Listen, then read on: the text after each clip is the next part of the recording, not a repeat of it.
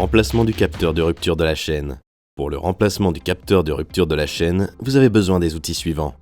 Clé Allen 4 mm, clé dynamométrique 10 nanomètres, tournevis avec porte-embout, rallonge courte, clé à cliquet, clé plate de 17 mm.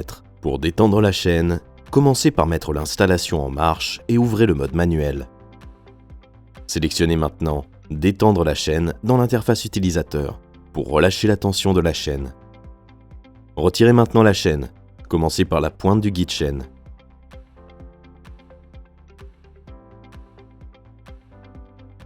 Desserrez maintenant le kit de serrage en dévissant les 4 vis à 6 pans creux. S'ils ne s'ouvrent pas assez, ils peuvent être écartés en vissant 2 vis à 6 pans creux dans les 2 trous filetés. Le pignon d'entraînement peut maintenant être retiré de l'arbre d'entraînement. Veillez à ce que les vis restantes soient suffisamment desserrées afin d'éviter toute tension. Pour démonter le capteur de rupture de chaîne, desserrez les 2 vis de fixation et retirez le capteur du boîtier.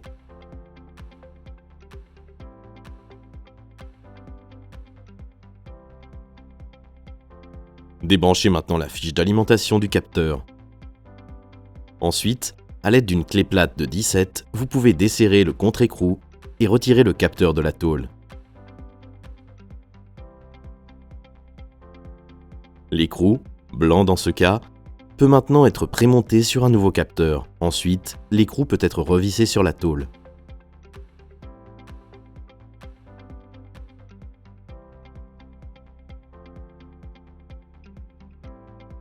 Insérez le capteur dans la tôle du capteur et fixez-le avec un contre-écrou.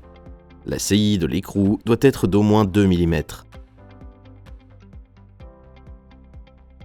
Un réajustement s'effectue au moyen de l'écrou et du contre-écrou. Serrez maintenant le contre-écrou. Lors de la connexion entre le capteur et le connecteur, il faut faire attention à l'orientation. Fixez maintenant l'unité de capteur dans le boîtier. Ne serrez d'abord que légèrement les vis pour faciliter le réglage. Glissez maintenant le pignon d'entraînement sur l'arbre d'entraînement. Si des disques étaient placés en dessous, veillez à les remettre en place. Serrez maintenant le jeu de serrage en 2 étapes.